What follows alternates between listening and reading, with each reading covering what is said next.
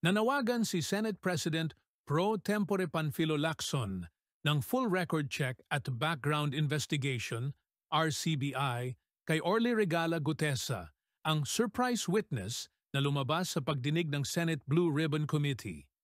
Si Gutesa, na nagpakilalang dating marine at ex-security consultant ni Ako Bicol Reporter Zaldico, ay nagsabing inutusan siyang maghatid ng mga maleta umano ng pera kina Ko at House Speaker Martin Romualdez.